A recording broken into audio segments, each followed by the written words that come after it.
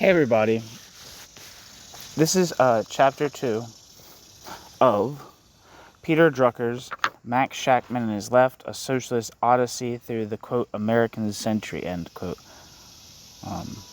by Peter Drucker. This is originally published in 1994, so 30 years ago.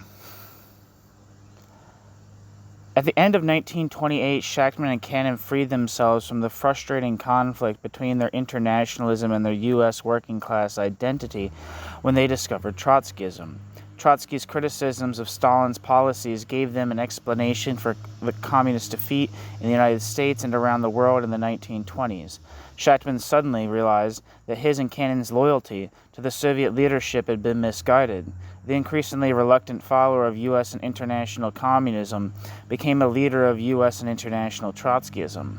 Shachtman would remain a Trotskyist through the 1930s and 1940s and contribute to the shaping of Trotskyist thinking and strategy. Trotskyism dovetailed with Shachtman's and Cannon's desire for a Marxism rooted in the U.S. working class. In the mid-1920s, Shachtman and Cannon had subordinated their own convictions about what was best for the U.S. movement to Shachtman and Cannon's loyalty to communists in Moscow, who presumably knew it was best for the whole world movement. Now Trotsky convinced them that what was wrong in the United States was also wrong internationally. He convinced them that communists who were loyal to Stalin were maneuvering with alien forces around the world, unreliable trade union officials in the United States and Europe, technocrats in Soviet factories, middle-class nationalists in Asia. They set out to rescue authentic working-class politics from Stalin internationally and from Lovestone and his supporters in the United States. Many of Cannon's followers broke away from communist orthodoxy along with Cannon and Shachtman. Cannonite malcontents developed into open Trotskyist heretics, and they were expelled by the dozens from the Communist Party in 1928-29. Once U.S. Trotskyists were out of the party, Shachtman became a key organizer of Cannon's new group, the Communist League of America, editor of the Communist League of America's newspaper, The Militant, and founded its publishing house, Pioneer Publishers. Its tiny ranks gradually expanded to 100, then 200 Trotskyists. Shachtman blossomed at first in this small, isolated, embattled group. The Communist Party had frustrated Shachtman's ambitions and neglected Shachtman's talents. The Communist League gave more scope to both. While Cannon led the Trotskyists, Shachtman became Cannon's second-in-command and, quote, idea man, end quote. Shachtman became one of the Trotskyist's star speakers, with a flair that even non-Trotskyists paid grudging tribute to. As a theorist, Shachtman was second to no one among U.S. Trotskyists, as he showed in a long 1933 analysis of African-American oppression and struggle. Although Cannon and Shachtman had been dragged back to New York against their will by the Communist Party, Shachtman was at home as a Trotskyist leader in his native city. A younger, Jewish Trotskyist milieu began to form around him in New York. Al Glotzer moved to New York in 1929 to help out in the Communist League office, cementing his friendship with Shachtman. Shachtman and his wife Billy and Glotzer and his companion Edith Harvey were an intimate foursome. Max's parents in the Bronx welcomed them all into the Shachtman family circle. Shachtman became a mentor and model for New York teenagers, many of them Jewish, who were attracted to the Trotskyists. In the same years that Shachtman settled down in his hometown, Shachtman became a world traveler and international Trotskyist leader. In February 1930, Shachtman visited Trotsky at his home in exile on the Turkish island of Buyukada and began a decade as Trotsky's close disciple and collaborator. Shachtman became Trotsky's emissary to Trotskyists in several countries and an interpreter of Trotsky's ideas. Shachtman combined insights gleaned from Trotsky's analysis of the Kuomintang communist clashes in China and insights he had begun to develop himself in his account of Augusto Sandino's guerrilla war against the Marines in Nicaragua. Shachtman became one of the chief exponents of Trotsky's theory of permanent revolution. Shachtman contributed analyses of opportunities opened up by Palestinian Arab resistance to Zionism, the Indian independence movement, and the 1931 Spanish Republican Revolution. Yet Shachtman and other Trotskyists failed in the early 1930s to change the course of the Communist Party or the Communist International. Although they were right to fear that democracy was being eliminated in the USSR and the communist movement, and right to suspect the Soviets' foreign policy was overriding every other factor in the Internationalist decisions, their analysis of Stalin's policies turned out to be wrong in some other basic ways. Stalin surprised them by collectivizing Soviet agriculture, rapidly building up Soviet industry, and turning communists outside the USSR in ultra-radical directions. A concerted communist campaign of abuse and attack frustrated Trotskyist efforts to influence rank-and-file communists. Trotskyists took out their frustrations on one another in a 1931-33 faction fight, in which impatient young New Yorkers around Shachtman battered older trade unionists around Cannon.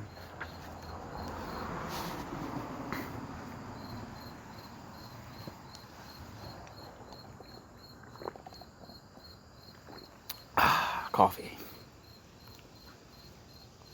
While Trotskyists remained isolated in their small group, the Communist Party began to grow again as the Depression radicalized thousands of working people. As democracy was virtually extinguished in the communist ranks, communists grew more self-confident and more impervious to outside criticism. Even Stalin's disastrous policy in Germany, which facilitated the Nazis' rise to power in 1933, hardly shook U.S. communist monolithic unity. Although Trotsky internationally and Shachtman and the militant wrote eloquently and insightfully about the catastrophe Stalin helped bring about, Trotskyists came to the reluctant conclusion that the communist movement could not be saved. They would have to use their tiny forces to help build a new movement separate from and opposed to official communism. U.S. communists were surprisingly ignorant about Trotsky's ideas in the 1920s. Beginning in 1924, at the International's insistence, U.S. communists passed resolutions against Trotskyism as quickly as possible, so the U.S. communists could return to the issues they cared about. Quote, "We knew, to put it most bluntly, nothing about the real issues," end quote, Shachtman remembered. However many times they condemned Trotskyism, U.S. communists in the 1920s never really saw Trotsky as a force for evil. They developed a virtual split personality about him, denouncing Trotskyism on certain occasions and praising Trotsky as the organizer of the Bolshevik insurrection and commander of the Red Army on other occasions.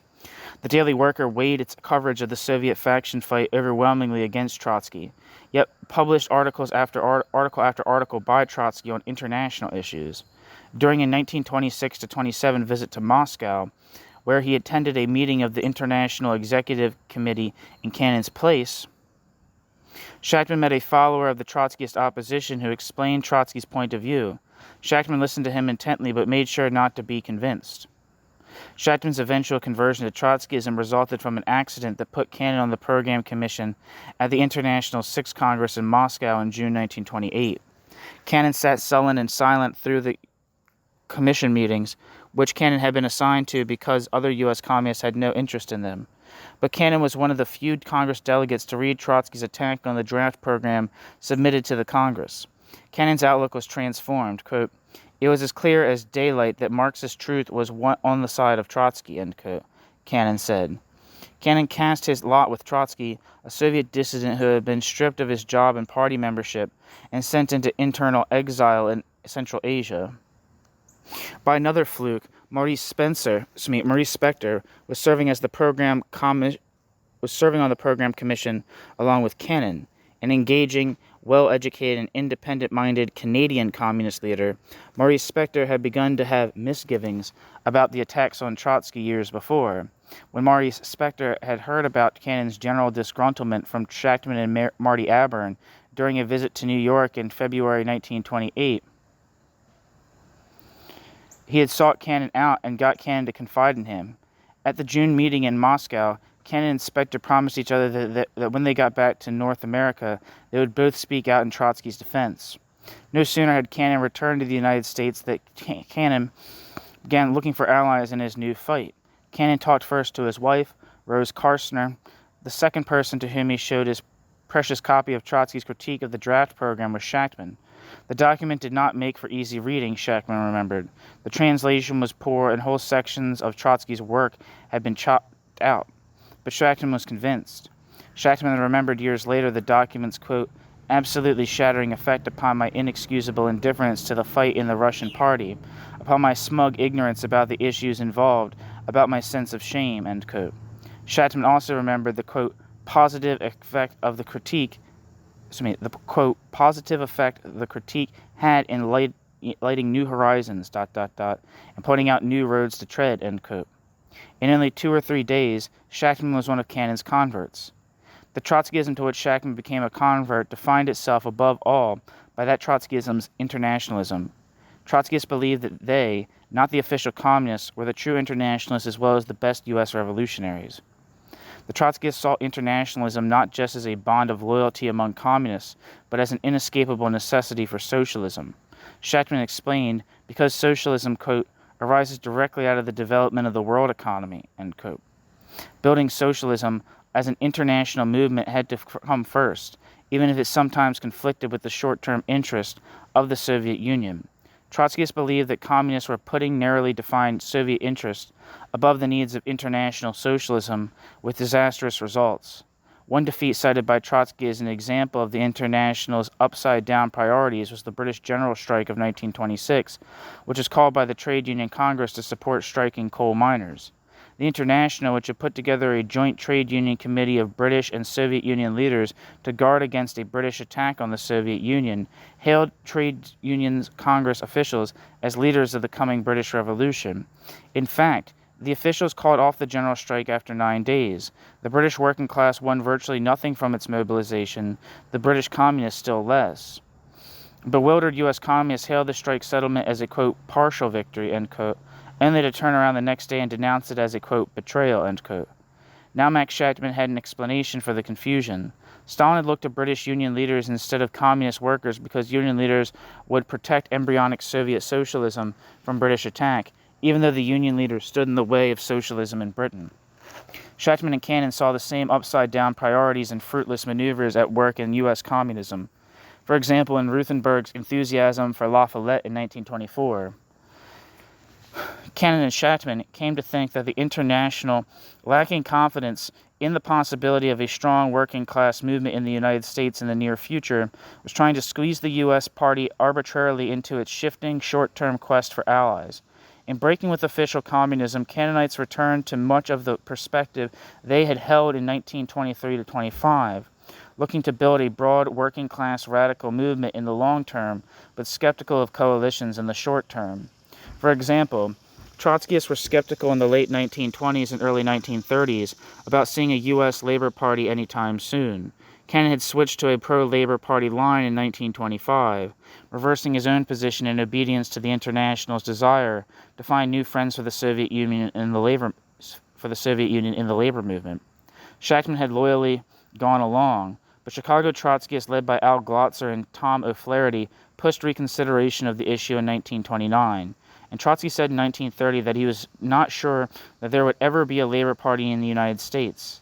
In 1931, thanks in part to Shachtman's pushing, Cannon's followers returned to their old rejection of Labor Party campaigns.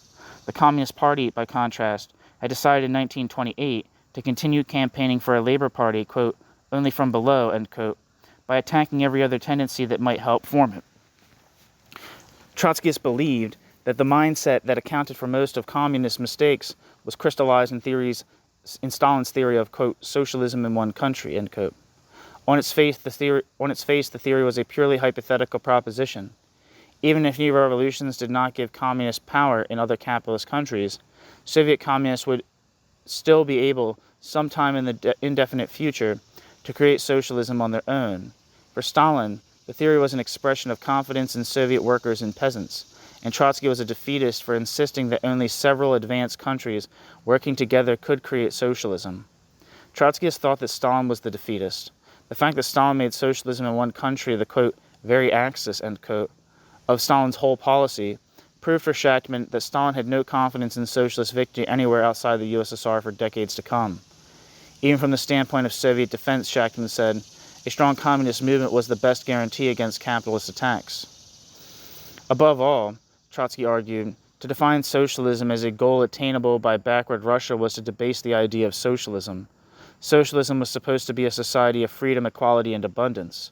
Shachtman summed up the Trotskyist viewpoint, quote, the proletarian revolution in the West is far closer, than, the establishment of a socialist society in Russia. If it is not closer, then the proletarian revolution is doomed, end quote. Shachtman.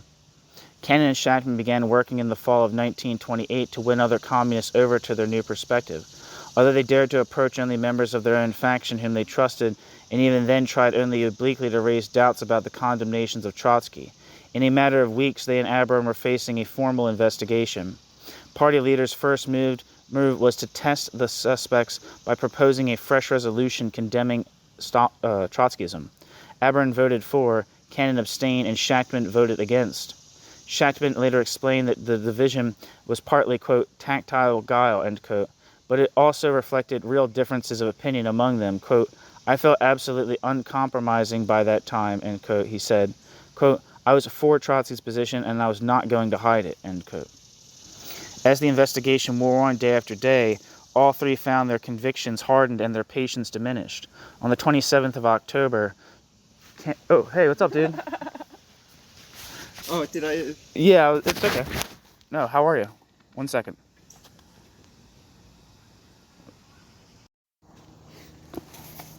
A homie from the neighborhood saying hello.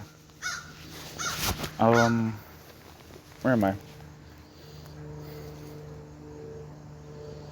As the investigation wore on day after day, all three found their convictions hardened and their patience diminishing. On the 27th of October, they presented a joint statement of their support for Trotsky. The vultures descended on the three with gusto. Cannon bore the brunt of their attack. Abern faced only a few questions, and Shachtman virtually none. That day they were expelled from the Communist Party. Quote, we set about without a nickel in our pockets, end quote, and no followers, Shachtman remembered, to organize a Trotskyist group outside the Communist Party. He, quote, plunged into it with the greatest enthusiasm, end quote. In the first days after their expulsion, Shachtman, Cannon, and Abern received help from a small group of survivors loyal to the shrunken industrial workers of the world who remembered Cannon from the Union's great days before the First World War. An Italian immigrant in that group provided the Trotskyists with the print shop to issue their new paper, gave them credit for costs of printing it, and even suggested its name, The Militant.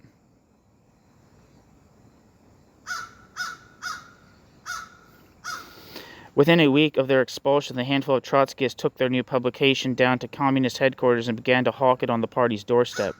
Soon they had bought their own linotype, learned to use it, and did their own printing in the back of their office. Although Shachtman, Cannon, and Abern were ridiculed as, quote, the three generals without an army, end quote, communist leaders soon provided them with troops. Worried that the Trotskyist heresy had spread further than it really had, the leadership set about extirpating it by introducing resolutions in every cell condemning the three expelled Trotskyists by name. Whenever members voted no or even demanded more evidence before voting yes, they were expelled on the spot. Of course, former Cannon supporters were most likely to balk at the vote. In this way, scores of party members who knew nothing about Trotskyism were expelled as Trotskyists. Once freed from party discipline, most of them were curious to know what it was they had been expelled for and went to seek out the three Trotskyists, who were only too happy to explain. Shachtman's young Chicago friend Al Glotzer heard rumors about his leader's heresy even before their expulsion. He wrote to Cannon, asking him, quote, what the hell was going on, end quote. One morning he received Cannon's answer, galley proofs of Trotsky's document. Glotzer and Chicago Cannonite leaders Arne Swabick read the proofs. Glotzer found them, quote, hair-raising, end quote. He was, quote, aghast, even, quote, sick, but he was influenced by what he read.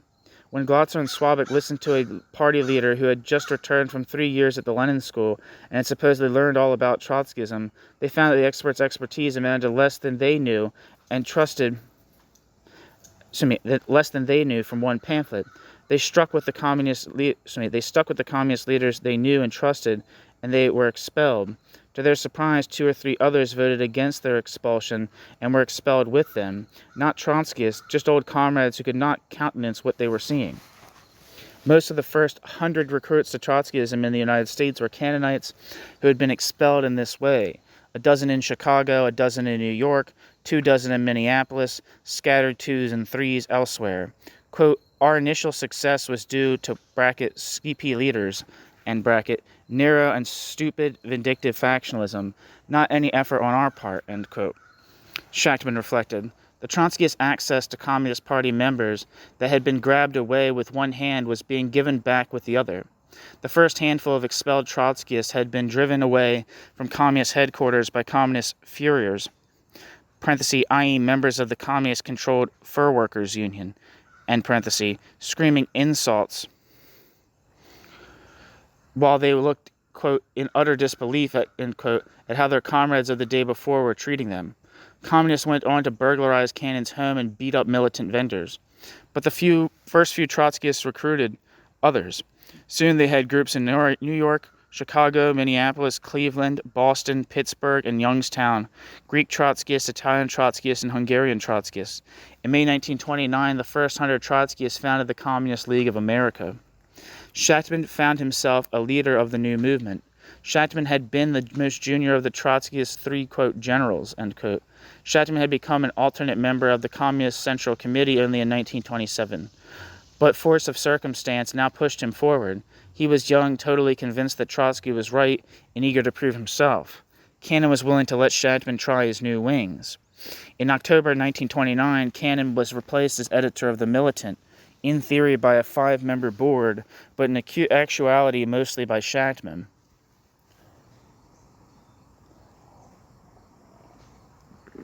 At the time of his expulsion from the Communist Party, Shachtman was 24 years old. Shachtman had spent his 7 years in the party under the shadow of more prominent figures, above all Cannon and Abern. With his emergence into the smaller circle of Trotskyism, Shachtman took on new stature. Not only was Shachtman a bigger fish in a smaller pond, but he also began thinking more independently and creatively. Shachtman's apprenticeship was over, and Shachtman had become a leader in his own right. Although Shachtman had begun as Abern's protege, Abern was now the junior partner in the relationship. Glotzer felt in hindsight that he, as well as Shachtman, had, quote, outstripped, end quote, Abern. Though Shachtman never overshadowed Cannon, Shachtman was no longer overshadowed by Cannon either. People were linking their names automatically. Shachtman and Cannon made a good team because Shachtman and Cannon complemented one another. Alongside his undeniable strengths, Cannon had also had his weaknesses, and Shachtman made up for them. When times were hard, Cannon could sometimes get depressed, drink too much, and work too little. Shachtman, despite a lazy streak, could work through the night for days in a row when he felt impelled to. Cannon did not know any foreign languages and was held back by his lack in international work. Shachtman was more or less fluent in French, German, and Yiddish, could struggle along in Spanish, and picked up a few words of Russian. Shachtman came to enjoy frequent trips and a lively correspondence that made Shachtman the best-known U.S. Trotskyist in the international movement. Cannon respected committed intellectuals, but Cannon was aware of his own shortcomings as a theorist, which reinforced his doubts about middle-class theorists in the radical movement. Shachtman, facile with ideas himself, was much more at ease with the intellectuals who cautiously circled around the movement because of the allure of Trotsky's fame. He became Cannon's, quote, idea man, end quote, while Cannon kept the greater authority. Although Shachtman learned much of what he knew about public speaking from Cannon, Shachtman developed his own style. Trotskyists valued Shachtman, above all for Shachtman's skill and verve as a debater. Shachtman confessed that he, quote, always had a weakness and a fondness for debates and polemics, end quote, and never could, quote, get the polemical style out of my speaking or writing, end quote. Cannon commented sourly that Shachtman's, quote, extraordinary literary facility, end quote, went together with, quote, a no less extraordinary literary versatility, which enabled Shachtman to write equally well on both sides of a question, end quote. But Shachtman never defended a position he did not believe in strongly, at least at the moment. Shachtman could not understand how serious opinions could be defended without passion. Many times when Shachtman could not summon up emotion or conviction, he refrained from taking part in a major debate. When Shachtman did take part, Shachtman had emotion and conviction to spare. Shachtman's speeches became famous. Shachtman, quote, had very mordant wit.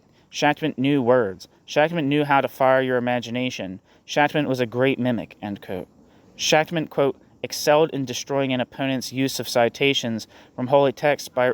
What? Where are you going? Okay. Good luck, Mom. Where am I? Shachtman's speeches became famous. Shachtman, quote, had very mordant wit. Shachtman knew words. Shachtman knew how to fire your imagination. Shachtman was a great mimic, end quote. Shachtman, quote, excelled in destroying an opponent's use of citations from holy texts by restoring them to their proper context. Shachtman was devilish in his mockery of pretension and false learning, end quote. Shachtman had an impressive memory of quotations, names, and statistics. Shachtman was masterful at preparing a good line in advance and producing that line at just the right moment so that the line seemed completely spontaneous. Shachtman also had a gift for long, dramatic build-ups, starting from soft whispers and ending in powerful, parenthesis, though high-pitched, end parenthesis, crescendos. Occasionally, early on in a Shachtman speech, someone would shout, quote, louder, end quote. The speaker would look up and say to the amusement of those who had heard him before, quote, don't worry, end quote. In the end, his voice would, quote, burst forth with powerful resonance, filling up the room and tingling your spine, end quote. In their thoughtful moments, even Shachtman's admirers saw that his oratory had its limitations. Gordon Haskell, a recruit of the 1930s, remembered Shachtman as...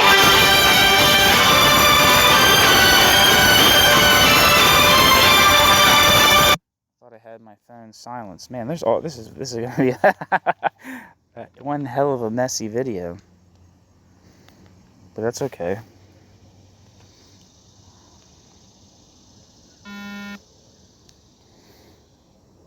All right, now we are.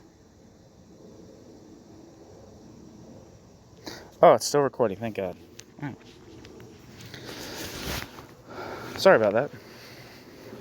It's probably going to be really scary when you're listening to this. Anyway, Gordon Haskell, a recruit of the 1930s, remembered Shachtman as a, quote, great inside speaker, end quote. He could always draw a crowd because people knew that they would, quote, have a good time at the expense of the Stalinist or whoever, ... But we didn't attract new people with that, end quote. Although Shachtman often kept people riveted to their seats for 3 or 4 hours, Shachtman could also be long-winded. Glotzer once complained to him about his, quote, infernal non-stop gab, end quote. Shachtman always went over the time allotted to him, and his audience always voted him extensions. Quote, Stalin expected to create socialism in one country, end quote, Trotskyist joked, quote, and Shachtman in one speech, end quote. In one other respect, Shachtman had an advantage over Cannon. Shachtman had more appeal for bright young Trotskyists. His hair and pencil mustache were still black when Cannon's hair was already graying. Shachtman was outgoing. At a time when Cannon was often moody and withdrawn, Shachtman, quote, would talk to anybody anytime, end quote, Glotzer said. Quote, Shachtman's youth would sit around 5-10 of them and talk all afternoon, end quote. People found him easy to talk to.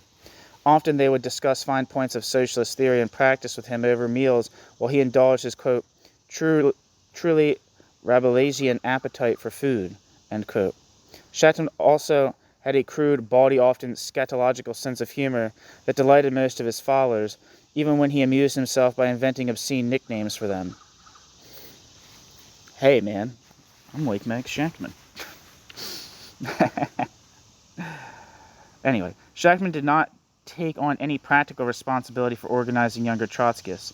In the early 1930s, youth work was still Glotzer's particular field, but given how few Trotskyists there were, dedicated young recruits got to know Shachtman easily. Among them was Joe Carter, a bright, neurotic city college student who had been expelled from the Socialist Youth for Communism at 18 and expelled from the Communist Youth for Trotskyism at 19. Emmanuel, parenthesis, Manny, and parenthesis, Geltman, a Jewish longshoreman's son from Coney Island, joined the Trotskyists after he was denied admission to the Young Communist League at age 14 for reading The Militant. Glotzer brought other young leaders like Nathan, parenthesis, Nady, and parenthesis, Gould into the organization in Chicago.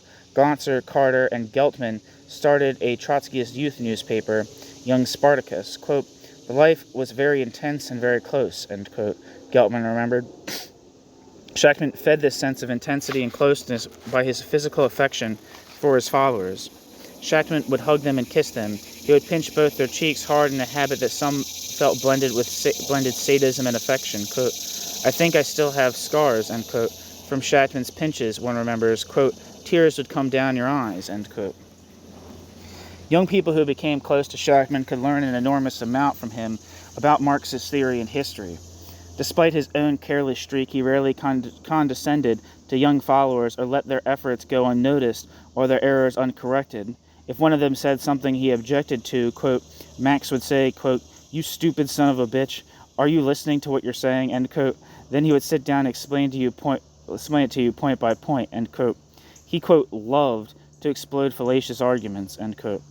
He taught his followers to value intellectual discipline and to delight in catching obscure historical reference in his speeches. Shachtman also encouraged them to write, although he did not have much patience for working with aspiring young writers.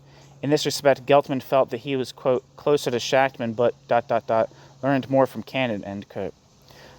Shachtman's way of training new recruits had a particular appeal for his young followers who were Jews. Cannon's young followers were often Jewish too, as were many Trotskyists in the 1930s, but young Jews around Cannon were likely to imitate his blue-collar Midwestern earthiness, while youngsters around Shachtman made little effort to hide their New York background or intellectual skills and tastes. Years later, they could still hear Shachtman's voice in one another's speeches. During the 1930s and 1940s, Shachtman would be one of the most gifted thinkers and writers of the Trotskyist movement. Shachtman acquired great and often justified confidence in his ability to see the shape of things to come before almost anyone else and to see drastic changes the movement would have to make in its thinking and practice in order to keep pace with events. Shachtman grew bitingly and ironically patient with those who did not see the changed reality and the need for changed practice as quickly and thoroughly as he did. Into his disdain for these doubters, there sometimes crept the intonation of a teacher picking on a slow student. But in the 1930s, Shachtman's impatience was counterbalanced by his encouragement, even zest, for no-holds-barred debate. Shachtman valued lively discussion and a critical-minded membership enough to accept even the defeat or dilution of his own positions. As Shachtman's self-confidence and impatience grew, another part of Shachtman's personality came into focus, a certain secretiveness, an occasional unexpected reserve. Shachtman even had a, quote, sort of vindictiveness belied by his surface bonhomie, end quote. I don't know what that means. Bonhomie? B-O-N-H-O-M-I-E, end quote. But in the 1930s, Shachtman's enthusiasm and humor still cast any occasional flashes of temper and shadow. Shachtman became a mentor to many young Trotskyists, not only because of his impressive speeches and lively arguments with his protégés, but also because of his role as leading Trotskyist thinker and writer. In the late 1920s and early 1930s, Shachtman focused his intellectual work on an idea that became a Trotskyist hallmark, the theory of permanent revolution. The phrase, quote, permanent revolution, end quote, was first used by Marx in a discussion of the German Revolution of 1848, which Marx said would begin as a revolution to create a German democratic republic and should continue uninterruptedly to the creation of socialism. Trotsky picked up the idea in 1906 as he analyzed the Russian Revolution of 1905 and predicted another revolution to come. The next revolution, Trotsky said, would not only begin the creation of socialism in Russia, but give the signal for socialist revolution in the rest of Europe. Without working-class victories elsewhere in Europe, the Russian Revolution would be doomed to give way to reaction. Trotsky thus described a revolution that would have to be, quote, permanent, end quote, in a double sense, expanding beyond the limits of a narrowly democratic revolution, as well as beyond the boundaries of a single country. The first half of Trotsky's prediction was vindicated by the Russian Revolution of 1917, which virtually wiped out capitalism in the urban centers by the summer of 1918, but no other socialist revolution was victorious in the 1920s. By 1924, Stalin, with his theory of socialism in one country, was challenging Trotsky's attempt to link the Russian Revolution in a single dynamic and international revolution. Trotsky fought against the idea of socialism in one country, but Trotsky fought against it with arguments that had been common to all Bolsheviks until 1924, not with his distinctive catchword of permanent revolution. Trotsky revived and generalized his theory of permanent revolution only in debates over the defeated Chinese Revolution of 1927. In these debates, Trotsky began to argue for the first time that no backward country could win true national independence or self-propelled economic development except under working-class rule, and working-class rule could not survive anywhere unless working-class rule spread relatively soon to several advanced countries. Trotsky rejected Stalin's strategy for China, that the working class should not only ally with peasants should not. Trotsky rejected Stalin's strategy for China that the working class should ally not only with peasants but also with middle-class Democrats to create a democratic, independent but still capitalist republic. And the peasants' self-interested urge to produce for the market and spend in the market could create a big enough internal demand for a country like China. Trotsky argued, development required land reform. Capitalists in the middle class had interests intertwined with landlords that kept peasants living in isolation at a mere subsistence level. They would not push through the necessary agrarian transformation. Only the working class could ally with peasants to carry it out.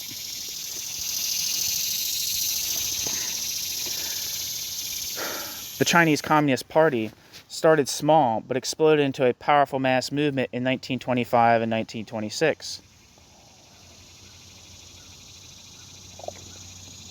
The International encouraged Chinese communists to rely not on their own working class and peasant constituencies, but on the nationalist Kuomintang led by Chiang Kai-shek.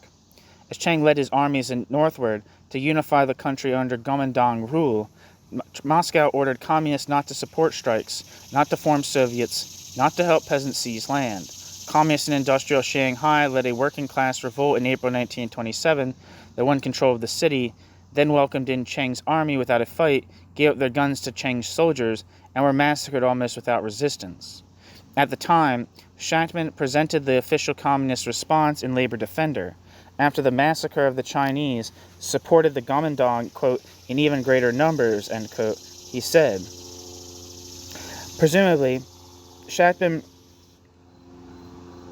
stuck to the same improbable account in illustrated lecture tour on, quote, revolution and counter-revolution in China, end quote, which Shachtman took to 28 cities in early 1928. But Shachtman changed his mind after reading Trotsky's critique, charging, quote, the Chinese proletariat was prohibited by, the leadership of the Communist International, from fulfilling the role imposed on it by history, end quote. Trotsky's theory of permanent revolution gave Shachtman a tool with which he could better understand events around the world. Shachtman was eager to use the theory of permanent revolution.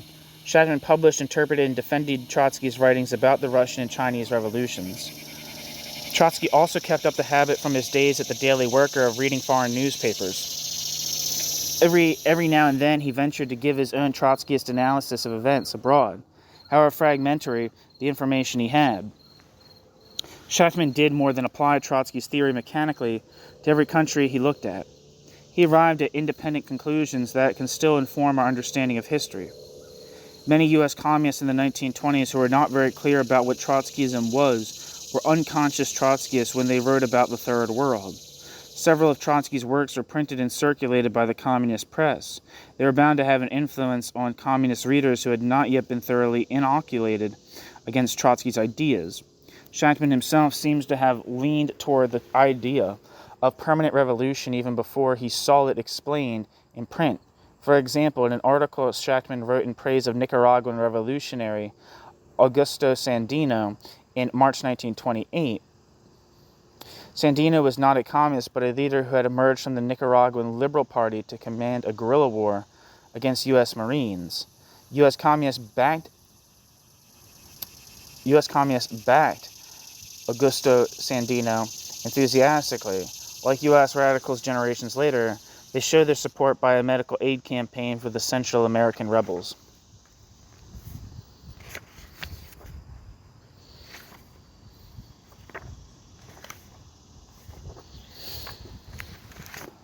Contrary to the communist orthodoxy of the day, Shachtman did not expect that Sandino's war could stay limited either to Nicaragua or to a program of independence and democratic reforms. Quote, in Nicaragua particularly, one who leads must lead either into the arms of Wall Street or lead with arms against Wall Street, end quote, Shachtman said. Sandino was leading with arms against Wall Street with considerable success. The Nicaraguan climate and terrain were deadly for Marines. U.S. planes, unchallenged in the air, had to fly so low to see through the forest cover that Sandino's rebels could down them with rifles. But Shachtman did not believe that Sandino could win a lasting victory within Nicaragua alone. Sandino's war, cheered on by Latin Americans everywhere, would be, quote, 100 times more effective, end quote, if it spread to other Central American countries, Shachtman said. Sandino's ultimate victory would come when he, quote, carved out a new historical epoch for the oppressed peoples of the two American continents, end quote. Although Anastasio Somoza's National Guard would betray and kill Sandino in 1934, Shachtman would continue to develop his vision of a Pan-American revolution in more detail later in the 1930s. Shachtman made conscious use of the theory of permanent revolution for the first time during an upheaval in Palestine in 1929. Jewish settlement had provoked opposition from the Arab population of the British colony.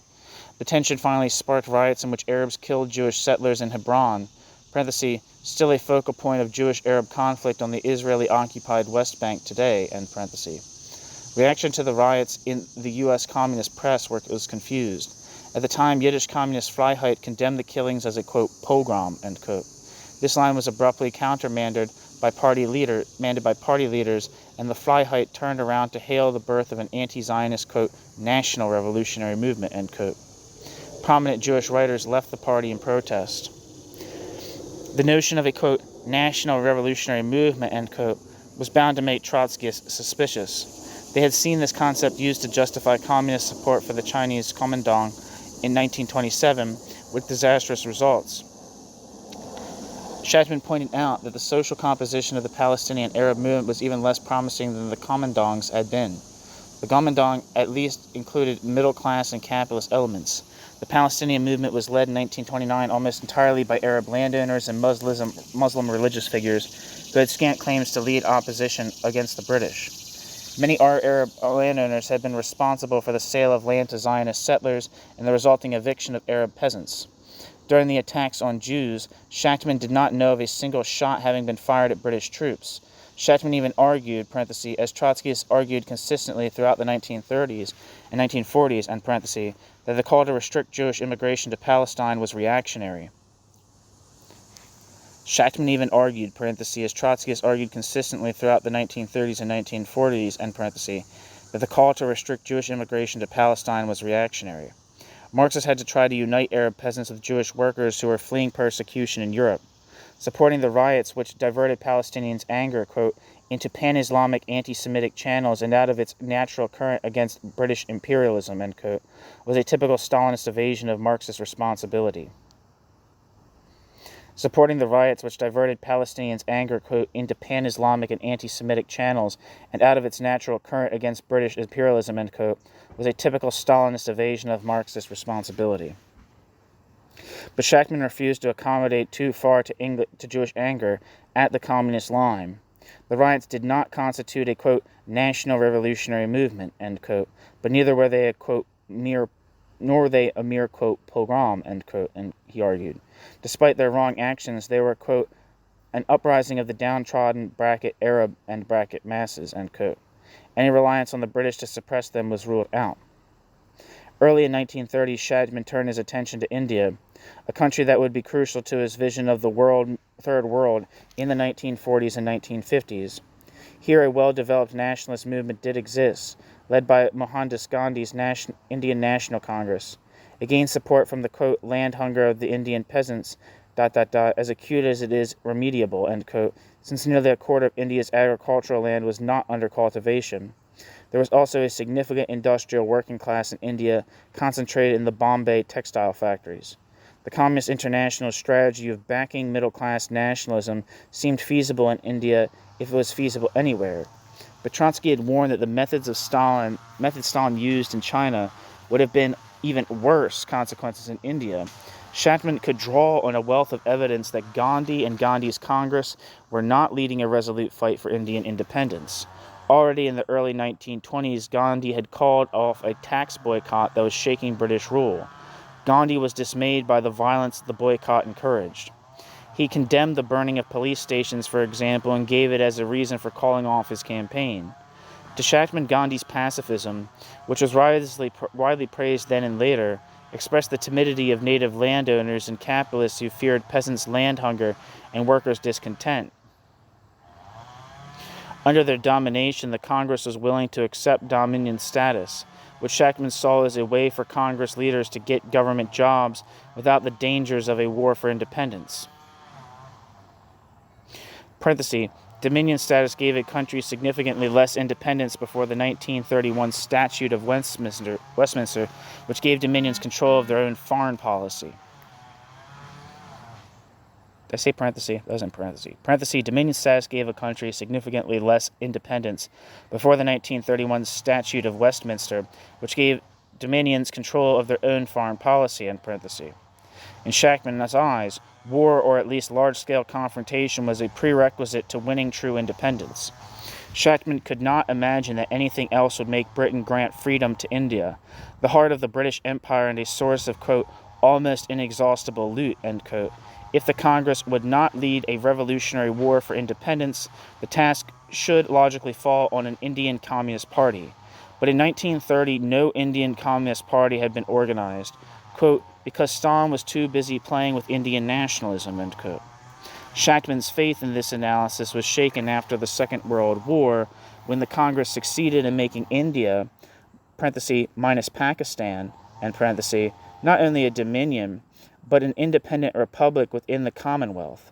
Yet independence has not solved the problem of landlessness in the Indian countryside, poverty in the cities, and economic dependence on Europe and the United States.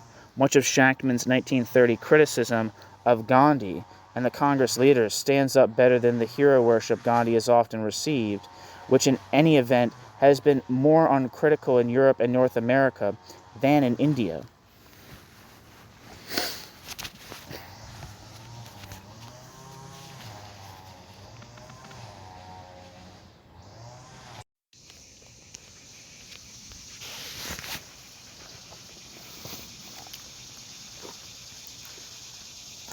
Shachtman's first efforts to apply Trotsky's ideas to international events were made using whatever fragments of Trotsky's writings Shachtman could get hold of. Soon, however, Shachtman was able to collaborate with Trotsky.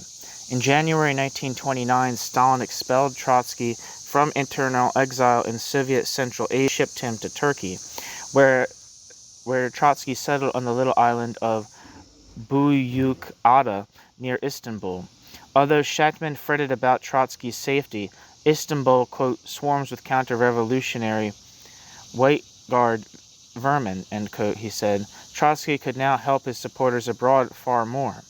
From then on, whatever formal structures the Trotskyists set up, Trotsky himself was always their real organizing center. In March 1929, U.S. Trotskyists made contact with him. Soon they relied on him for information and advice. For his part, Trotsky wanted his U.S. followers to bear some of the burden of building up the movement in other countries, particularly English-speaking countries. Among the available U.S. Trotskyists, Shachtman was the logical candidate to work as Trotsky's assistant for internal affairs. He was more interested in other countries than Cannon, who did not even visit Turkey until 1934.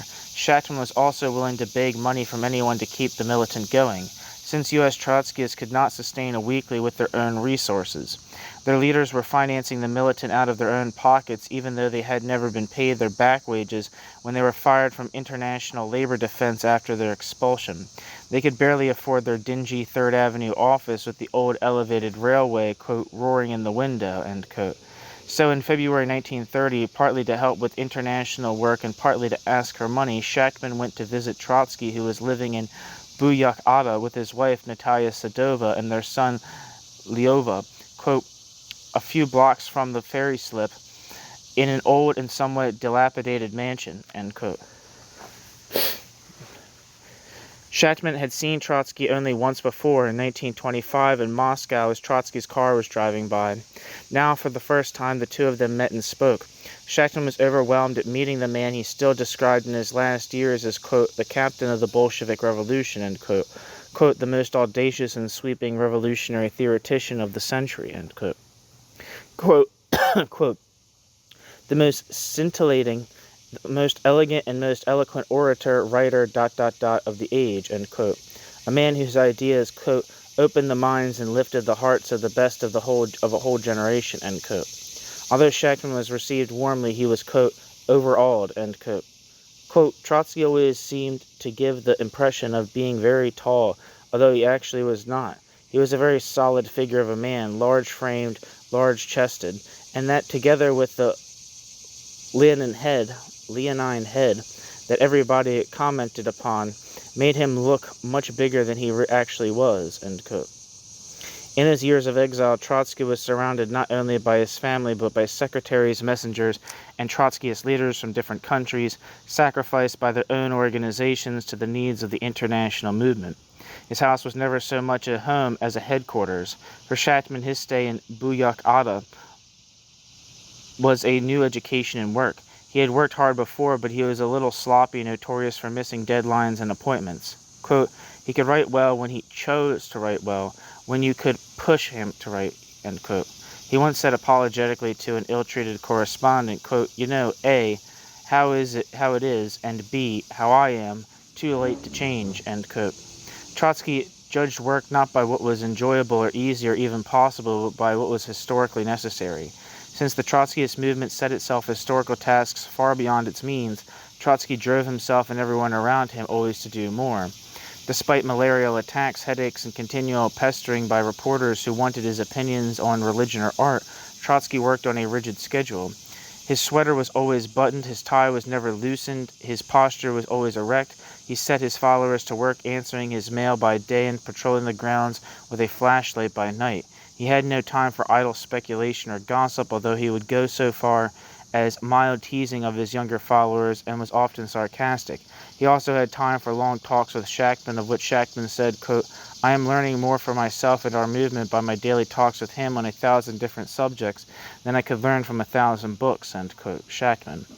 Trotsky could be warmly appreciative and even affectionate towards those who he felt earned it, but his judgments almost always rested, parenthesis, or so he thought, end parenthesis, on some objective basis.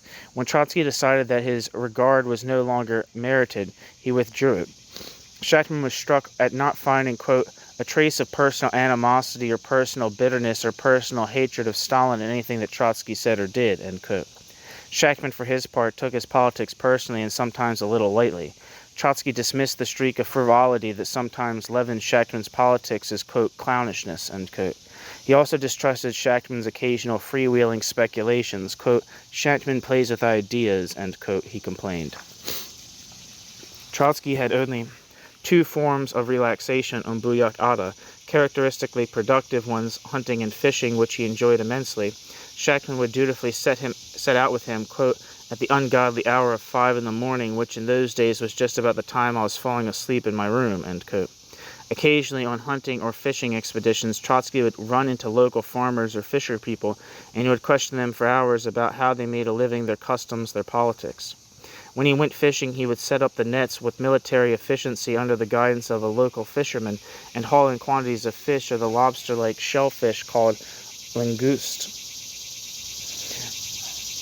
None of it was wasted. Quote, we used to have langoust for breakfast, lunch, tea, and dinner day in, day out, ... until I thought I would never want to look at langoust again for the rest of my days, end quote. But no one who entered Trotsky's household dared to quibble over minor matters like food. About one Trotskyist who had come to Buyak Ada, a vegetarian, Shachtman joked, quote, ah, that Buyak Ada air, it makes the tamest men carnivorous, end quote. Shachtman won Trotsky's confidence during that first visit to Buyak Ada. Trotsky could forgive a lot in a person who was loyal and committed to the cause, and Shachtman had loyalty and commitment in abundance. Trotsky decided that he could use Shachtman in his dealings with the various Trotskyist groups.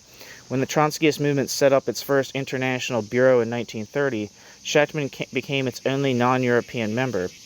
Every year or two, Trotsky would ask him to come to Europe to visit, and after talking at length with Trotsky, Shachtman would set off on missions that would keep him away from the United States for months. One of the missions brought Shachtman in 1931-32 to the new Spanish Republic, which had been proclaimed in the spring of 1931 after dictator Primo de Rivera had been overthrown and the king had abdicated.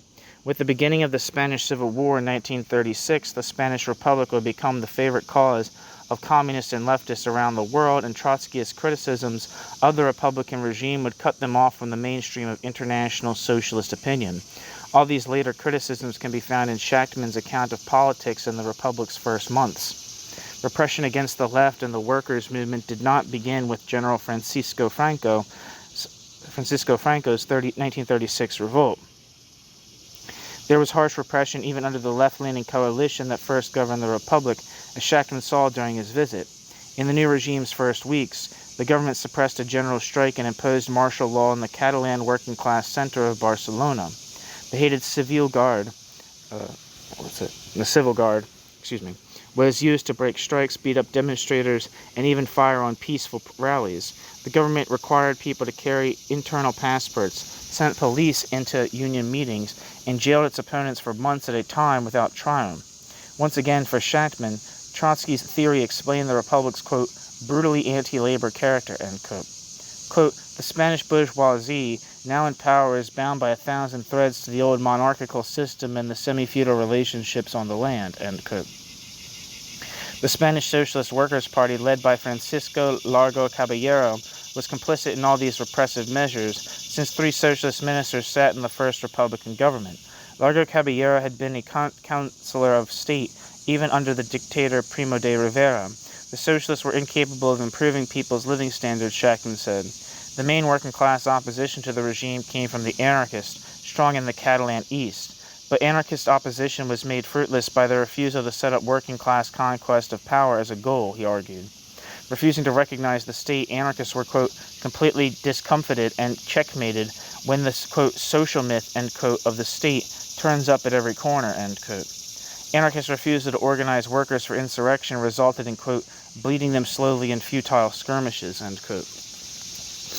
Spanish communists, divided into 3 different groups, were far weaker than either socialists or anarchists. The official communists who were loyal to Stalin had discredited themselves, first by taking no part in the Republican Revolution, then by calling immediately for its overthrow and replacement by Soviets, without even pausing to put forward democratic demands that the government's opponents could rally around. Quote, the Stalinists acted throughout like the man who has come too late for his train and then after going home because, quote, there is still time for the next one, end quote, misses that one too, end quote, Shachtman said. Shachtman already suspected that Stalin preferred not to run the risk of a Spanish socialist revolution, which might set off a European war that would be dangerous to the Soviet regime. The weakness of socialist anarchists and official communists left an opening for Catalan and Spanish Trotskyists. Shachtman met and liked the Trotskyist leader Anjunin and Juan Andrade. Shachtman was excited at the prospects open to them. Quote, a successful proletarian revolt in Spain, is a, quote, absurdity, end quote. Only to such people as regarded a Bolshevik victory as absurd as in the early part of 1917, end quote, Shachtman said. If Trotskyists could push aside the floundering Stalinists, build up a strong communist party, and lead a revolution, international Trotskyism would get the same powerful momentum behind it that Bolshevism had gotten from the Russian Revolution. Trotsky and Trotsky's followers were convinced in the late 1920s that Stalin and his faction were heading to the right. Trotsky attacked Soviet leaders for making too many concessions to farmers and merchants and doing too little to collectivize agriculture and build up industry. Trotsky believed that even if the bureaucrats running the Soviet Union put up episodic resistance to capitalist forces, they would always end by making more concessions. Trotsky still saw capital and labor as the 2 fundamental forces in conflict in Soviet society and thought that the bureaucracy was only a vacillating, fragmented force between the 2 important ones. Trotsky expected the bureaucracy to be torn apart between capital and labor as the conflict between them intensified. Within the International in the late 1920s, Trotsky attacked the leadership for its softness and the leadership's misplaced faith in trade union leaders and middle-class nationalists. Shachtman and Cannon pointed to the rightward course of U.S. communists under J. Lovestone. Trotskyists were convinced that U.S. capitalism was headed for severe storms that would show the foolishness of Lovestone's strategy. They expected rank-and-file communists to grow more discontented and listen more attentively to Trotskyist criticisms. But Trotskyists were wrong in some important ways about the Soviet Union, wrong about the Communist International, and wrong about the U.S. Communist Party. Above all, Trotsky drastically underestimated the dynamism of the Stalinist bureaucracy and the solidity of the social system the Stalinist bureaucracy was creating. No sooner had Shachtman become a Trotskyist than Shachtman had to begin a rethinking of Trotskyism that lasted throughout the 1930s and 1940s. New developments began to diverge from Trotsky's predictions almost as soon as he was expelled from the party in November 1927. That winter, the wealthier farmers, kulaks, in the Soviet Union, discontented with grain prices and with the shortage of industrial goods for them to buy, failed to sell enough grain to the cities where the workers are dependent on it for their survival. Stalin resorted to forced requisitions of grain for the first time since the Civil War years of 1918 to 1921. The requisitions were often brutal, and moderates in the party leadership were outraged. But the same crisis recurred in the 1928 harvest, and the balance in top party circles shifted in Stalin's favor. Stalin began repeating Trotsky's warnings about the threat from the party's right wing. By 1929, Stalin, willingly or unwillingly, was heading for the confrontation with farmers that he had been avoiding throughout the 1920s. Stalin ended up carrying out a far more rapid and violent transformation of Soviet society than Trotsky had ever dreamed of. In the space of a year, Stalin herded more of the USSR's rural inhabitants into collective farms. By 1930, as farmers slaughtered the livestock and resisted working the land they felt had been stolen from them, the Soviet Union faced chaos and starvation. Epidemics of cholera, dysentery, and typhoid swept the country. People ate the bark off trees or even one another. Stalin retreated, allowing many farmers to regain their private plots. But in 1931, Stalin again reversed directions, speeded up collectivization. Meanwhile, he kept pushing up the rates of industrial growth demanded by his first five-year plan, up to the 20% rate of growth he had ridiculed when Trotsky suggested it, and higher still. Hours and days of work were stretched, real wages were cut to provide funds for investment, and output in heavy industry skyrocketed.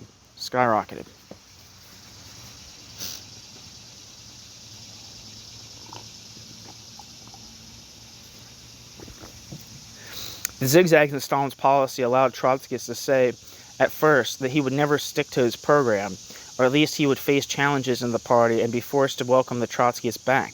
Shachtman argued that Stalin's anti-kulak slogan could not be taken at face value. But Trotsky gradually shifted the main thrust of his criticism. Without denying the gains the Soviet Union was making, he pointed out that Stalin's policies were driving the country further from socialism in at least as many ways as they were moving it closer. The limited role workers had played in managing the economy at the end of the 1920s had been taken away from them.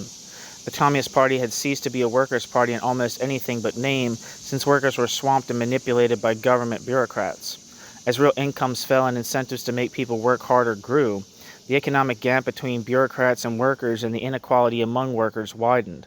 The undemocratic character of the regime grew more pronounced. Stalin's new course had important consequences outside the USSR as well. By 1929, Stalin was imposing a, quote, panic-stricken, chartless ultra-radicalism, end quote, on the world's communists. According to the International's analysis, capitalism in the early 1930s had entered a, quote, third period, end quote, of imminent collapse. In this situation, the main enemy of communists everywhere was not the rising fascist movement or conservatives, but social democrats, who had combined guile with repression to distract workers from revolution and were labeled, quote, social fascists, end quote. The tactics dictated by this, quote, third period, end quote, line were endless ideological attacks on other leftists, street fighting, and splits in non-communist controlled unions. In the United States, Lovestone was deserted by most of his supporters and expelled from the Communist Party when he resisted, quote, third period, end quote, tactics. By 1930, an old friend of Cannon's from pre-war Kansas City, Earl Browder, emerged as the party's new general secretary. Communists ordered all their trade union supporters into futile splits and weak communist-controlled unions.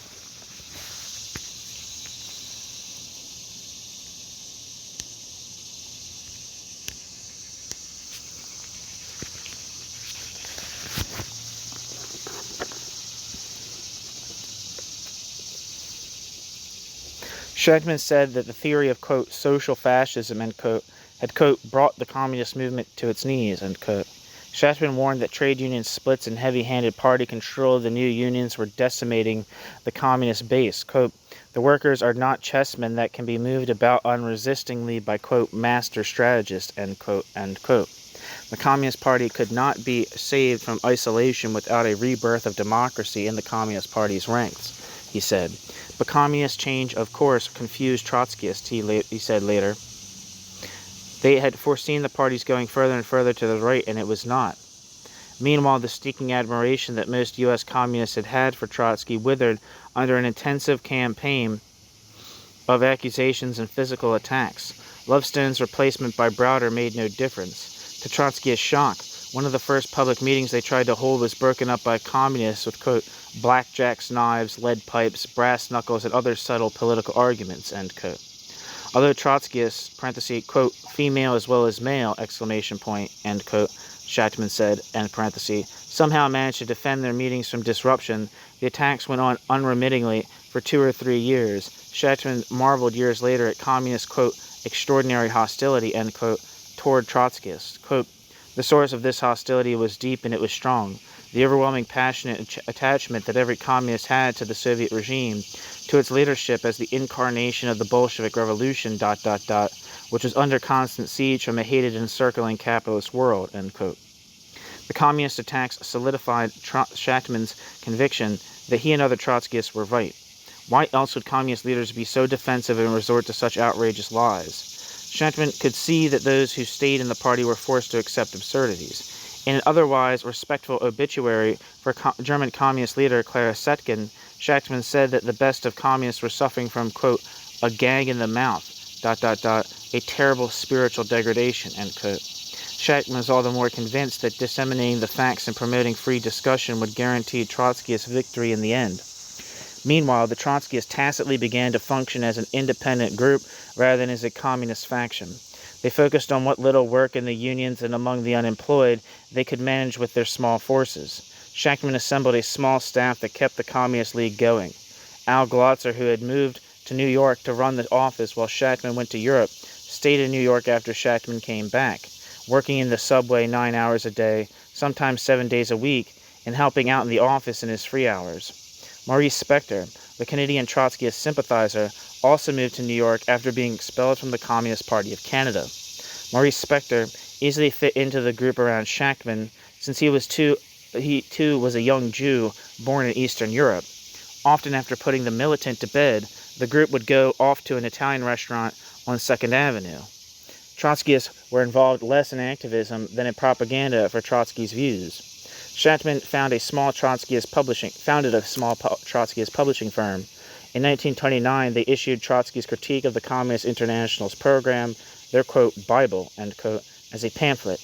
In 1930, Shachtman got hold of a German edition of the previously unknown missing second section, which he translated and published as a second pamphlet. He went on to translate Trotsky's book on permanent revolution from German, parenthesis, which he modestly remarked was, quote, easy for me, end quote, end parenthesis, and told Trotsky that the Trotskyists were, quote, proud and happy to have been able to issue the book in our own name, end quote.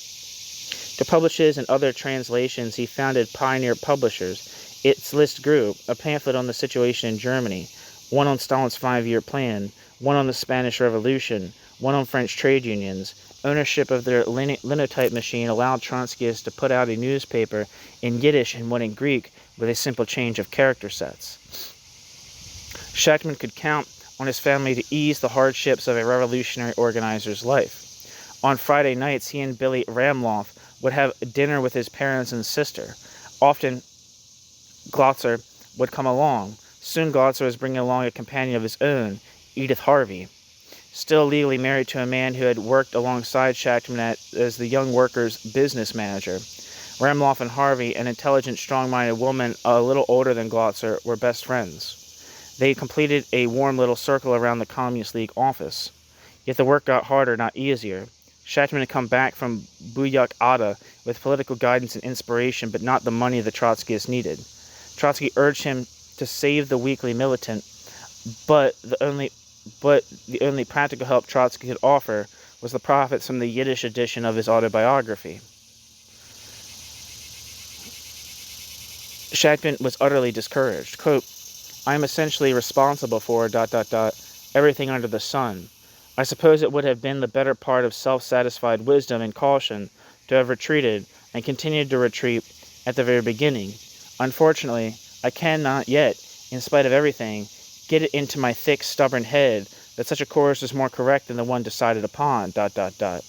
It is with difficulty that I turn away from this subject, because in less than 2 hours it has become like a gargoyle fixed before me and mocking me, end quote. By the end of July 1930, Shachtman had to admit failure in the effort to keep the militant a weekly. It became a semi-monthly again. Shachtman's frustration resulted inevitably from the constraints Trotskyists worked under in the early 1930s. They were still trying to reach and recruit communists, yet the communist movement was one of the last places they could expect to get a hearing. Communist League membership reached about 100 in the year of its foundation. It barely reached 200 during the next 3 years. During those same years, with the impetus of the Depression, the communists began a spurt of growth that gave them something approaching mass influence. In the history of the U.S. left, only the Socialist Party in the 1910s had a greater impact on U.S. political life than communists did in the 1930s. Communist success made them even less disposed to question their leaders and doctrines. By the early 1930s, the idea of the Trotskyists gaining readmission to the Communist Party seemed far-fetched. Quote, I think that we all knew in our hearts that it was just about impossible, short of a miracle, and there were very few of us trained to believe in miracles, end quote, Shachtman said. The Trotskyists were in a dead-end alley. Their difficulties took a toll on their handful of leaders, whose hard jobs building the movement did not always give them enough money to eat or pay the rent. For Cannon, who had years of radical activity behind him and had led far more impressive organizations, the toll showed in resignation and tendency to hoard his energy for a time, and then it could be spent more fruitfully. When his first wife died, Cannon and Carstner had 2 more children to take care of, and he was forced to take a job with the New York Tribune's circulation department. Cannon drank more. Cannon talked about moving to Kansas City and getting a job in a hotel with his brother there. For Shachtman, trying his wings as a leader, the toll showed impatience and resentment toward Cannon, who he felt was not pulling his weight. As Shachtman struggled to keep putting out a weekly militant, Shachtman wrote to Spector, quote, pardon me if I sound bitter, but when Cannon, proposes at this date that we return to a semi-monthly, I cannot but entertain a harsh resentment, end quote. Abern, Glotzer, and Spector joined in Shachtman's criticisms. Cannon, stung, accused Shachtman of wanting to squander Trotsky's limited resources on extravagant, hopeless projects. Soon longtime allies of Cannon's, Midwestern trade unionists such as Arne Swabek in Chicago and Ray Dunn in Minneapolis, lined up against the younger leaders in the New York office. From these petty beginnings arose charges and countercharges that divided the Trotskyists through most of the 1930s and 1940s.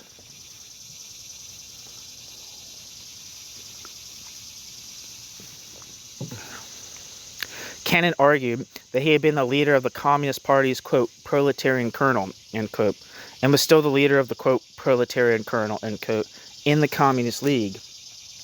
He seemed to imply that he had an ironclad claim to leadership. He dismissed his critics as middle-class journalists and intellectuals who did not understand working-class politics in their bones the way he did. Many rank-and-file workers who came around the group sympathized with Cannon's demands for loyalty and Cannon's impatience with intellectual discussion. The U.S. working class has often been suspicious of intellectuals for good reasons, since people with education have often used it to manipulate or domineer over working people. Cannon trusted and appealed to these working-class instincts.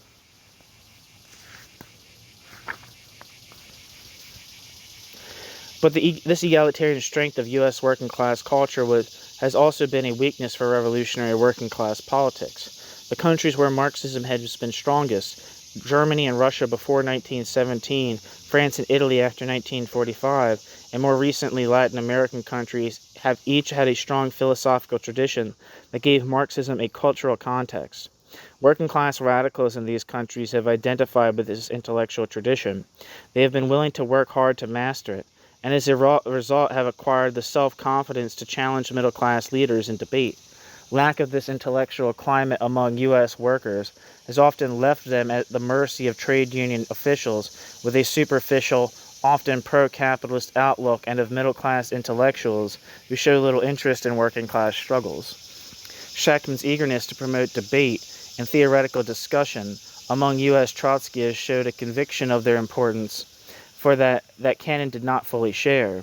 Shachtman wanted to claim communist traditions as, quote, our traditions, end quote. But Shachtman kept an open, critical mind about the traditions of the Cannon faction. He later said that, quote, 9/10, end quote, of the Cannon's group's platform, such as the pro-Labor Party position it adopted in 1925, was wrong.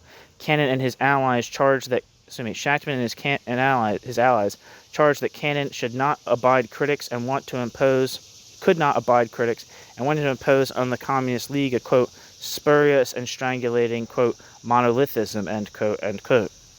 This is the beginning of complaints about the Cannon, quote, regime, end quote, that would persist in U.S. Trotskyism even after Cannon's death. Shachtman's followers warned against giving old Cannonites special status and creating an atmosphere of, quote, hereditary succession, end quote. They encouraged younger Trotskyist ambitions and pushed to add young recruits to the National Committee. In international Trotskyism, Shachtman showed the same desire for freewheeling discussion and tolerance for differences that raised Cannon's hackles in the United States. Shachtman strained his friendship with Trotsky by questioning Trotsky's intervention in fights among German and French Trotskyists. Shachtman, who had come to believe that Shachtman could say whatever he thought to Trotsky, was hurt and bewildered. He was also afraid that Cannon would use Trotsky's reproaches against him, but he never dreamed of breaking with Trotsky. Quote, I could wish for nothing more ardently, end quote, than reconciliation, he told Trotsky. Shachtman condemned his own second thoughts about Trotsky's stands. Shachtman condemned his own second thoughts about Trotsky's stands. Trotsky expressed, quote, great relief, end quote, that Shachtman had given in and their friendship could, quote, now develop unhurt, end quote. Trotsky exerted himself to reconcile Shachtman with Cannon. Trotsky chided Cannon's allies with their, quote, for their, quote, intransigence, end quote, and Shachtman for his, quote, impatience, end quote. By the summer of 1933, Shachtman was ready to give up the dispute. Shachtman urged his allies to follow Trotsky's advice. Quote, if your estimate of Cannon and his group is correct, end quote, he added, quote, you have only to wait, end quote. Shachtman ventured to disagree with Trotsky on one more issue in the early 1930s, the Black Movement. Communists and Trotskyists were unique among pre-1950s U.S. white radicals in the attention they paid to injustices perpetrated against African Americans. Their awareness of racism resulted from pressures put on them by comrades abroad, particularly by Lenin on the communists and later Trotsky on the Trotskyists. Before they experienced these pressures, communists were happy enough to continue in the tradition of Debsian socialism, which saw racism as a shame and something that should be banished from the socialist movement, but not as one of its particular concerns. Lenin's vision of a revolutionary party as a, quote, tribune of all the oppressed, end quote, forced communists to give African American struggles a higher priority than any white radicals had since Reconstruction. Lenin and Trotsky saw African American oppression and liberation in the same framework as other oppressed people's struggles around the world. They tended to define African Americans as a, quote, oppressed nation, end quote, or, quote, oppressed national minority, end quote, within the United States, fighting for its national rights. Their approach reached a kind of culmination in the early 1930s when the communists called for a, quote, black belt republic, end quote, in black majority areas of the South. Most Trotskyists, like most radicals outside the Communist Party, thought that the black belt position made no sense. Although the September 1931 Communist League Convention reached no formal decision on the issue, the delegates had an informal consensus that the slogan should be rejected. Among Trotskyists, Shachtman was one of the most eager to repudiate it and develop an alternative strategy. By the end of 1932, he was speaking for the League and posing the alternative, quote, the Negroes in America, national or proletarian revolution, end quote. Trotsky was not attached to the black belt position, but Trotsky would never frame the issue as working class revolution or African American national revolution. He saw the African American movement in the United States as an autonomous movement that over the course of time would make its own particular demands, if not a separate state, than African American community institutions in some other form. Shachtman did not share Trotsky's interest in a separate African American movement, which seemed to him to have value only in limited struggles against segregation and discrimination. African Americans already striking integration into the U.S. working class seemed more important to Shachtman in the long run. Quote, tens of millions of American workers and poor farmers, end quote, suffered under the same system that African Americans did, he said.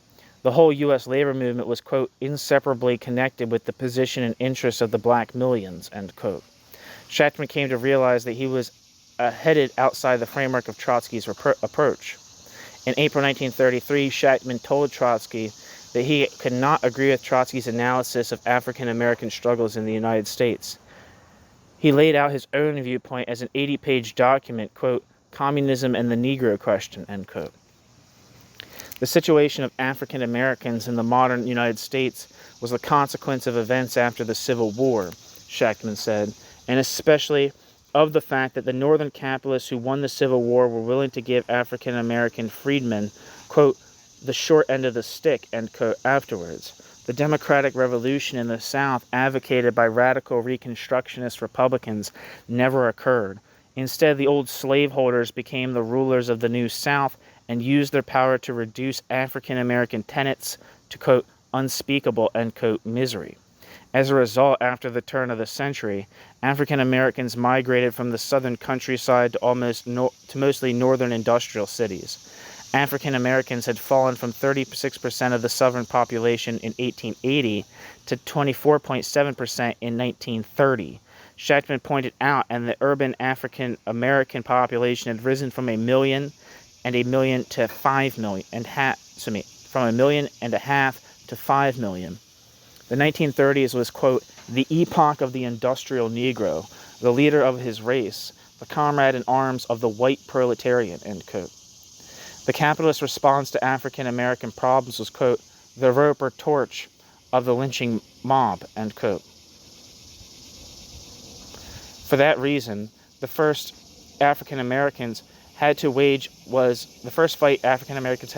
against the racism that isolated and cowed them against Jim Crow.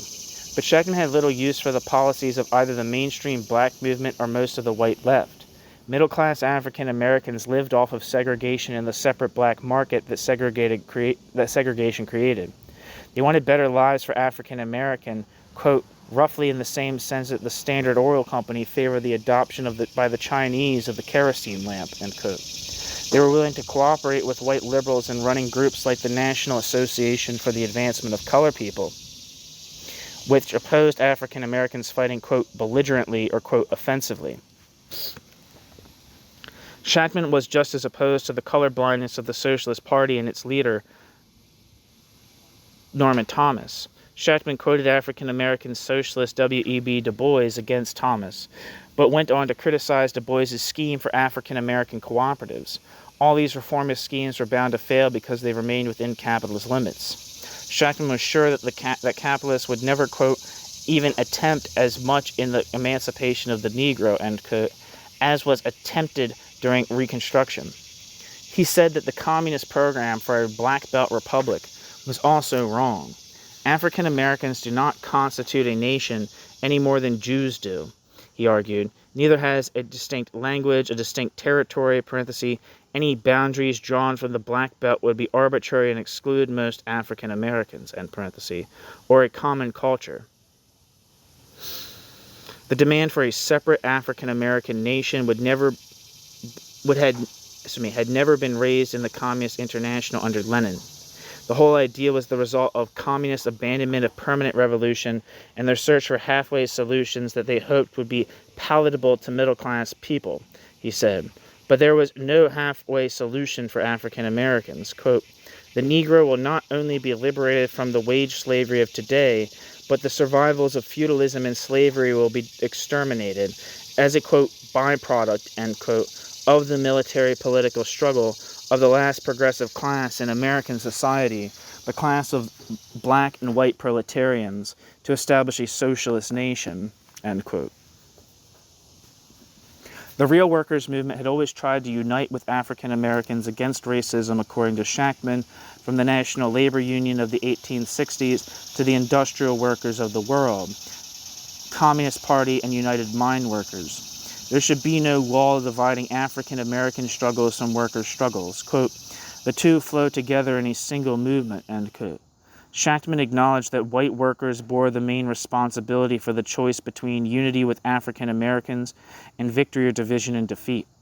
But he was unclear in laying out how this unity should be achieved. He said only that whites should join in, quote, the uncompromising demand for full and equal rights for the oppressed Negro, end quote. U.S. Trotskyists turned away from Shachtman's distinctive approach in 1939 when they adopted a position worked out by Trotsky and Black Trinidadian Trotskyist C.L.R. James that looked toward an independent African-American struggle. Even in the 1940s, Shachtman's followers never formally abandoned Trotsky's views for this, but stands they took over the years illustrate the positive and negative consequences of his approach. They fought together with African-American workers to increase African-American participation in the unions and keep prejudice out of the factories during during the Second World War. But when soldiers came back from the war in 1945 and many African Americans were fired to make way for returning whites, Shachtman and his fellow leaders came out against the idea of African American, quote, superior seniority, end quote, to protect African American gains. They said that such a proposal would, quote, sow discord, end quote, sending African American women who had seized wartime opportunities to escape from poorly paid and demeaning domestic work back into it at the war's end apparently did not sow discord. Racism caught Shachtman's attention mainly when it disrupted working class unity in some obvious way. During the 1930s, 1940s, and 1950s, all communists and Trotskyists were united in their support for African American struggles against racism, struggles that the great majority of other whites viewed with hostility or indifference. The differences between Shachtman and other U.S. radicals on African American issues seemed relatively unimportant.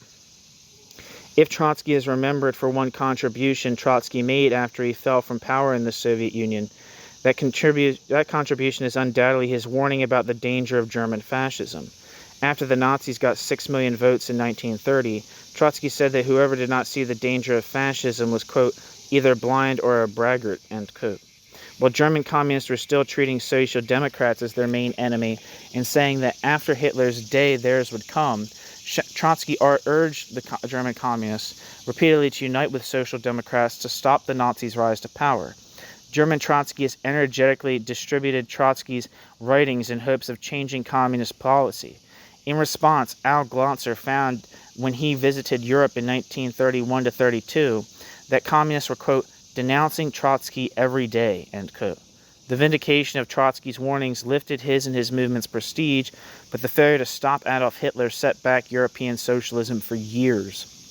Trotskyists saw official communism as an obstacle, not only in the fight for socialism, but even in the defense of basic democratic freedoms under capitalism. Shachtman joined in Trotsky's warnings. As early as 1929, Shachtman accepted Trotsky's characterization of the United States as the, quote, basic counter-revolutionary force of the modern epoch, end quote, warned that U.S. policies were spreading war and dictatorship. In the Western Hemisphere, the U.S. government was the direct source of violence and repression, as when President Herbert Hoover sent Marines to Nicaragua and Haiti. In Europe, U.S. policies had equally deadly, though indirect, results. The United States tried to extract reparations from Germany and war debt payments from the Allies. Shachtman said that U.S. capital is trying to find a way out of the, quote, maelstrom of world economics, end quote, at Germany's expense. Even before the Nazis' rise to power, he predicted that Germany's rulers would squeeze the working class hard in order to get the money that the United States, Britain, and France demanded. The political result of these economic pressures was a movement for, quote, naked dictatorship, end quote. Back from his visit to Europe at the beginning of 1932, Shachtman warned of the Nazis by name with redoubled urgency. A Nazi victory would not only, quote, exterminate the flower of the German proletariat, but would inaugurate a prolonged period of reaction throughout Europe, end quote, Trotsky said. Yet communists not only rejected unity with Social Democrats, but watched the Nazis rise, quote, without firing anything more deadly than a manifesto, from exile, end quote. Shachtman explained that the preservation of German capitalist democracy was in the interest not only of the working class, but also of at least part of the capitalist class. In a country with a well-organized working class, Shachtman said. The ruling elite would usually prefer to conciliate and co-opt the left rather than attack it frontally. As long as order could somehow be maintained by constitutional means, the state would keep the fascists, quote, in reserve, end quote. But the pressure to increase profits at workers' expense was growing because of the Depression. German unions and socialist organizations were the main obstacle. Divided and weakened as they were by communist and social democratic policies, they made a tempting target. Shachtman was not surprised that in these circumstances, Germany's ruling and middle classes turned to Hitler. Hitler's appointment as Chancellor in January 1933 galvanized Trotskyists into a frenzy of activity. They argued that fascism could still be stopped in Germany if only German communists changed course and acted decisively. No effort could be spared. Even pressure from the remote United States had to be brought to bear. Over 500 people turned up in Manhattan to listen to Shachtman and Cannon talk about the German events, and another 500 in the Bronx in February 1933. Official communist spokespeople even showed up and took the floor, but there was nothing they could do to stop the wave of criticisms that rolled at them from communist sympathizers in the audience. Although Trotskyists had been managing to put the militant out once a week again through most of 1931 and 1932, only by struggling and begging, they seized on people's eagerness to read about Germany by putting it out 3 times a week now. Shachtman wrote lead articles about Germany under front-page banner headlines in almost every issue. Shachtman had predicted the worst outcome in Germany over a year before, but he spared no effort now to prove himself wrong. A victorious Hitler, Shachtman said, would, quote, crush every semblance of organized strength and bracket militancy and bracket in the German working class, beginning with the Communist Party, the spearhead of the proletariat, following with the social democracy and the big trade union movement, end quote. He insisted, quote, whoever even hints to the working class that there is no real difference between the, quote, democratic, end quote, rule of the bourgeoisie and the fascist rule by torch and sword, ... is playing the game to the best interests of fascism, end quote.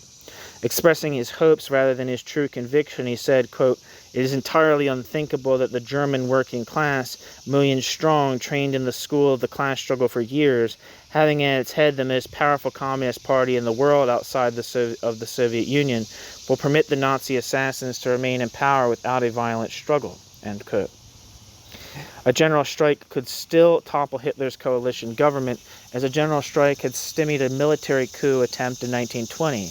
Quote, it's not too late, end quote, he argued, but, quote, the time to act is now, end quote. At the end of February, after the German Reichstag building was set on fire, an action Nazis used even if they did not plan it, end parenthesis, Nazi terror began in earnest. The German communist newspaper Rote Fahne was shut down. All 100 communist deputies were arrested along with thousands of other communists across Germany. All communist and social democratic election activity was prohibited. Quote, for what is the party waiting for, quote, for what is the party waiting before it acts? End quote. Shachtman asked, quote, until the streets of Germany run red with the blood of an unprepared, disunited, demoralized working class, end quote. Footnote. In the midst of this crisis, Shachtman had one last factional dispute with Cannon that foreshadowed later major disagreements. Cannon suggested that Trotsky is calling the Soviet army to come to the rescue of the German working class. Shachtman denied that the Soviet army could make up in this way for German communist failure to fight fascism. Soviet intervention could only be a weapon in the hands of an already mobilized working class, not a foreign substitute for action by native workers. Shachtman pointed out that in July 1920, when a Red Army counteroffensive against a Polish attack reached the frontiers of ethnic Poland, Trotsky alone of top Bolshevik leaders had insisted the army could not create a revolution in Poland by conquest. Trotsky had again opposed using the Red Army to overthrow the Social Democratic government of Georgia in February 1921, which Lenin did support and was undertaken by Stalin. Shachtman quoted Trotsky's words, quote, Soviet Russia does not by any means intend to make its military power take the place of the revolutionary efforts of the proletariat of other countries, end quote. End footnote. Shachtman blamed Social Democrats who had counted on authoritarian right-wingers like German President Paul von Hindenburg to stop Hitler, even more than communists for what was happening. Shachtman breathed contempt for Social Democrats who looked toward the Reichstag elections Hitler called for in Munich as the moment to save democracy. The decisive battle in the streets would be over by then, Shachtman was sure. Even the Yiddish Socialist Forward in the United States told its readers that Hitler would be a, quote, constitutional chancellor, end quote. Shachtman raged. Quote, everybody has his role. That of the social democracy is base treason, end quote. Quote, to talk about, quote, struggle on the basis of the Constitution, end quote, at a time like this is deliberately to surrender the German working class, bound and gagged to the butchers of fascism, end quote, he said. Shachtman called on communists to expose Social Democrats', quote, sham verbal opposition, end quote, to fascism by demanding that they act and not just talk. One of his criticisms of communist leaders was their failure to make any proposal for a common fight back, made even Social Democratic passivity look good to workers.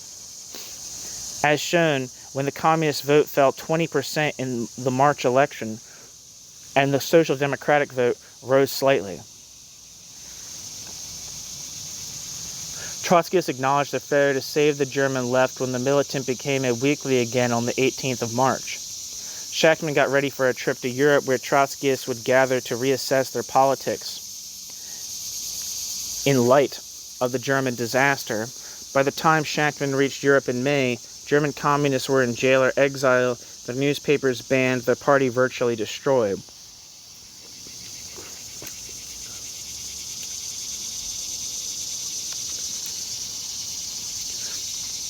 Social Democrats' share in responsibility for the rollback of democracy in Europe was confirmed for Shachtman by the triumph of Engelbert Dollfuss's dictatorship in Austria in February of 1934.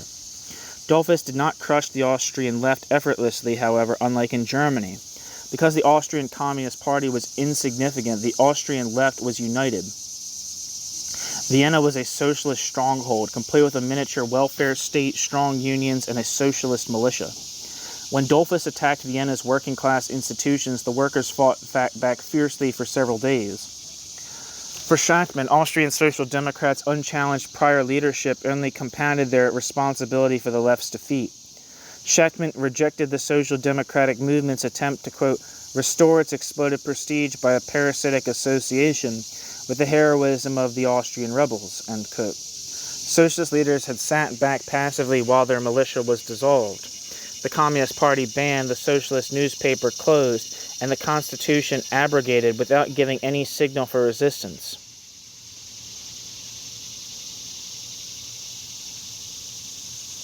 They had talked about a general strike but failed to organize one.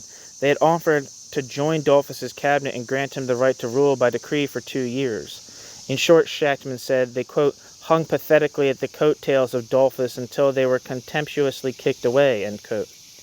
The ill-prepared, leaderless Vienna revolt, quote, sounded the death knell of the once mighty Austrian social democracy, end quote. The spread of dictatorship in both communists and social democrats' failure to resist it effectively made Trotsky determined to leave Turkey for a more Central European country, from which he hoped to play a more active role in reshaping the left. In the summer of 1933, he managed to get a visa for France, which he foresaw would become the pivot of European working-class politics after the German left's defeat. Trotsky had chosen Shachtman, quote, a good 100% American with a good 100% American passport, end quote, as his, quote, Commissar for Foreign Affairs, end quote, to handle the trip.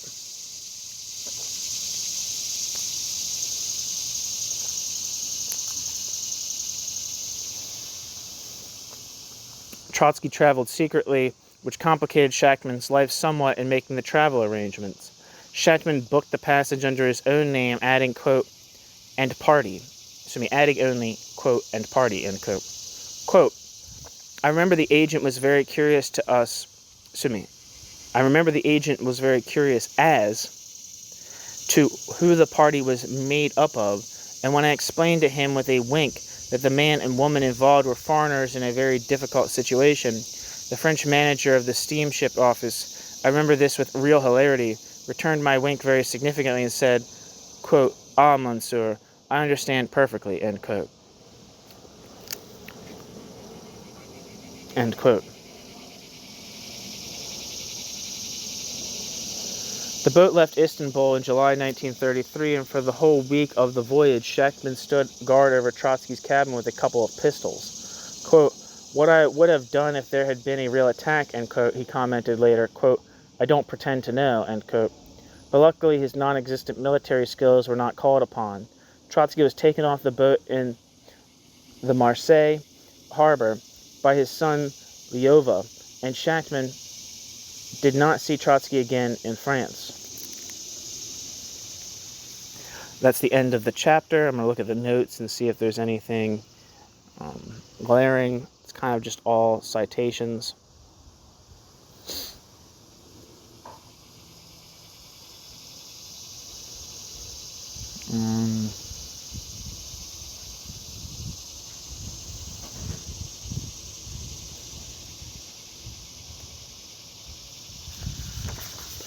Let's see.